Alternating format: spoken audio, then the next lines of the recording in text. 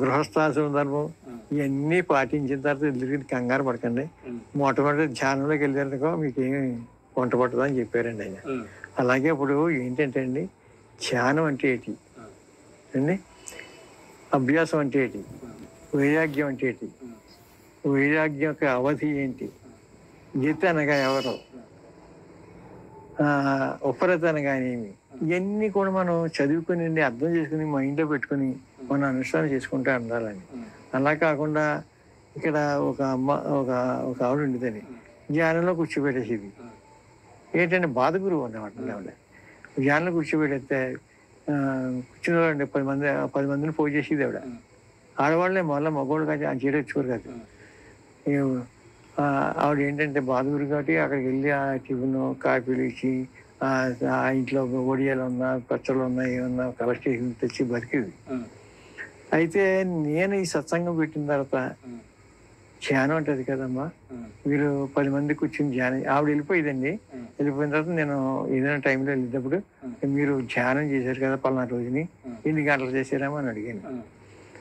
కూర్చున్నామండి. ఆవిడైతే మాత్రం 2-3 గంటలు కూర్చుంటుందండి. వాళ్ళ చాలా గొప్ప కూర్చున్నది. మేము గంట కూర్చోలేకపోతున్నాం.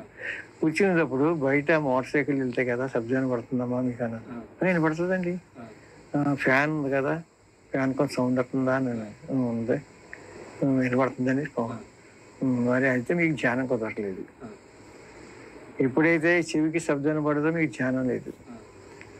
ఏంటంటే శబ్ద స్పర్శ రూప రసగంధాలు లేనటువంటి స్థితి రావాలి. శబ్దము, రూపము, రసము, గంధము ఇలాంటివన్నీ పంచతన్మాత్రల యొక్క వర్కింగ్ పడిపోవాలి ధ్యానం చేసేటప్పుడు. అది ఆ ధ్యానం కుదరాలంటే అంత నిమగ్నం అయిపోవాలి. అది ఒక భగవన్నామ సంకీర్తన వల్ల వస్తుంది, తర్వాత ఓంకార జపం వల్ల వస్తుంది. ఈ 2 మంచి సాధనలు. అలా చేసుకోవాలి. మనం పాడేటప్పుడు నిమగ్నం అయిపోవాలి. దానికి ఉదాహరణ ఏంటంటే, మీరు కాకినాడ బస్ స్టాండ్కి పలానా మనిషి వస్తానని, పలానా టైంలో ఇన్ని గంటలకు వస్తానని మీకు కాల్ చేసింది. మీరు ఇక్కడి నుంచి వెళ్ళారు, కాకినాడ బస్ స్టాండ్లో నుంచొని ఉన్నారు.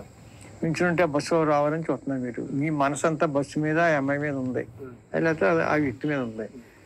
అప్పుడు ఏకాగ్రతగా ఆ బస్సు ఇంకా దారి, రోడ్డు ఇంకా అలా అమ్మాయిని చూస్తూ కూర్చుంటారు. అప్పుడు పక్క నుండి నీకు తెలిసిన వ్యక్తి వచ్చి ఏమండి దక్షిణమూర్తి గారు అంటే నువ్వు పలకవు. ఇంచేత నీ ధ్యాస అంతా అక్కడ ఉంది, నీ ఆలోచన అంతా అక్కడ ఉంది కాబట్టి పలకవు. అది కాదండి దక్షిణమూర్తి గారు ఇంచేపు నుంచి పిలుస్తుంది నువ్వు పలకట్లేదంటే నేను వెనక్కి చెప్తారు. ఆ స్థితి రావాలి. అంటే మీరు ధ్యానం ఉండేటప్పుడు ఈ దేహాన్ని మర్చిపోవాలి. అంటే పంచతన్మాత్రలు పడిపోవాలి. అప్పుడు ధ్యానం కుదురుతుంది. అప్పుడైనా ఎంత అనుకున్నారో నిమిషం నిలబడటం కూడా చాలా కష్టమే. దాని చేత ఆహారం మార్పు రావాలి, మన మాటలో రుజువుగా మాట్లాడుతూ నేర్చుకోవాలి, మన కర్మలోనే ఉండాలి. అన్నీ సాధనలే.